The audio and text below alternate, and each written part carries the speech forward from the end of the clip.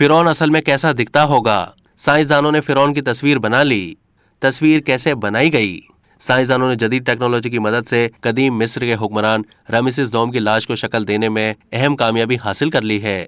رامسیس دوم عام طور پر وہ فرعون سمجھا جاتا ہے جس کا ذکر بائبل کی کتاب ایکسوڈس میں موجود ہے، جو موسیٰ علیہ السلام کی قیادت میں برسوں کی غلامی کے بعد مصر چھوڑنے والے اسرائیلیوں کی کہانی بیان کرتی ہے۔ مصر اور انگلینڈ کے محققین کی سربراہی میں شروع کیے گئے ایک مشترکہ سائنسی منصوبے میں رامسیس دوم کی ممی کو ڈیجیٹلی کھولا گیا، جس سے تاریخ دانوں کو پہلی بار 90 سال کی عمر میں ہونے والی فرعون کی موت کے وقت کا مشاہدہ کرنے کا موقع ملا۔ سائنسدانوں نے فرعون کی ممی کے پہلے CCTV اسکین کا استعمال کرتے ہوئے جدید ٹیکنالوجی کی مدد سے کھوپڑی کی 3D تصویریں تیار کیں۔ اس کے بعد مصری لوگوں کے چہرے کے پٹھوں کی تہوں کی پیمائش کا استعمال کرتے ہوئے چہرے کو دوبارہ بنایا گیا۔ اس منصوبے کی قیادت کرنے والی قاہرہ یونیورسٹی میں ریڈیولوجی کی پروفیسر ڈاکٹر سحر سلیم نے بتایا کہ مختلف آبادیوں اور نسلوں کے چہرے کے مختلف علاقوں بشمول پیشانی، ناک وغیرہ کی مختلف اوسط پیمائش ہوتی ہے۔